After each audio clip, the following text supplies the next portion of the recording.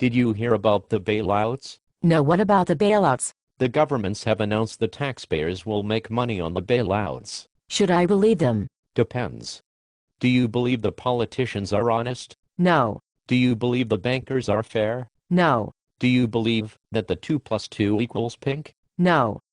I definitely do not believe that the 2 plus 2 equals pink. Then you should not believe we'll make money on the bailouts. But how could the governments claim such a thing? By conveniently ignoring the backdoor bailouts. What is a backdoor bailout? A backdoor bailout is like any other bailout, except the governments lie and say it wasn't a bailout. But what was the main bailout? The main bailout was the TARP program. What is the TARP program? A program where the governments used the taxpayer dollars to buy the shares in the banks. Why did they buy the shares? Because they said the banks were too big to fail, and if they failed, there would be too many foreclosures and no new mortgages. So after the governments bought the shares, did the banks stop the foreclosures? No. Did they give the mortgages? No. So what did they do with the money? They used it to buy other banks. But weren't they already too big to fail? Yes. So now they are too bigger to fail? Exactly. Which banks are too bigger to fail? The biggest are the J.P. Morgan Chase Bear Stearns Washington Mutual, and the Bank of America Countrywide Merrill Lynch. What about the Goldman Sachs? Did they buy another bank? No. Why not?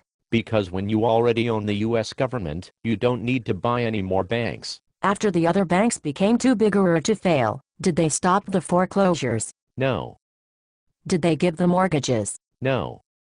Did they do anything at all? One executive at the Bank of America Countrywide Merrill Lynch paid the bill on his $70,000 desk. My God, is this a corrupt third world country? Definitely not. How could you be so sure? Because nobody in a third world country would be stupid enough to spend $70,000 on a desk. Is this executive still at the Bank of America Countrywide Merrill Lynch? No, he is now the CEO of the CIT. What is the CIT? The CIT is a failed lending company. How could a failed company hire a new CEO? Because they also got billions in the bailouts.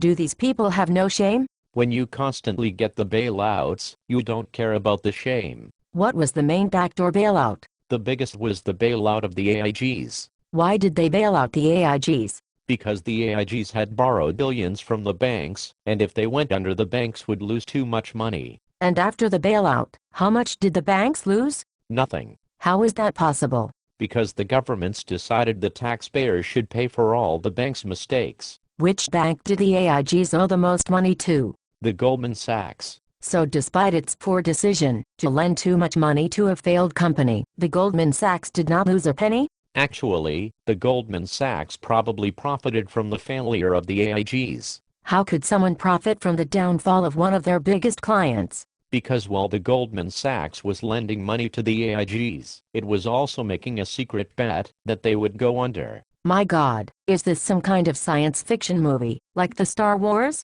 No. How do you know? Because the evil empire in the Star Wars was fiction, but the evil empire, that is the Goldman Sachs, is very real. But weren't the American people outraged by this manipulation? At the time, the American people did not know about the structure of this bailout. How come? Because the governments ordered the AIGs to lie to the people. Who in the governments gave such an order? The New York Fed. And who at the time was in charge of the New York Fed? The Timothy Geithner. And who put the Timothy Geithner in charge? The Timothy Geithner was appointed by the President Bush. What about the President Obama and the change? Did the President Obama bring the change to the Timothy Geithner? Yes.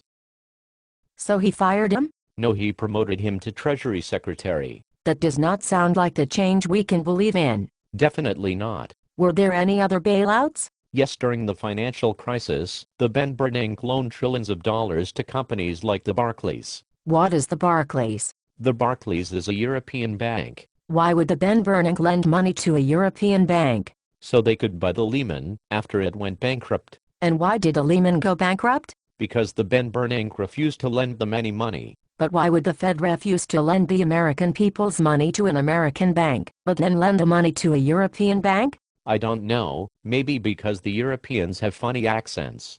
But me and you also have funny accents. Will the Ben Bernanke lend us money? No. Why not? Because we are not bankers, and to the Ben Bernanke, if you are not a banker, then you simply don't exist. So after all these bailouts, did the banks stop the foreclosures? No. Did they give the mortgages? No.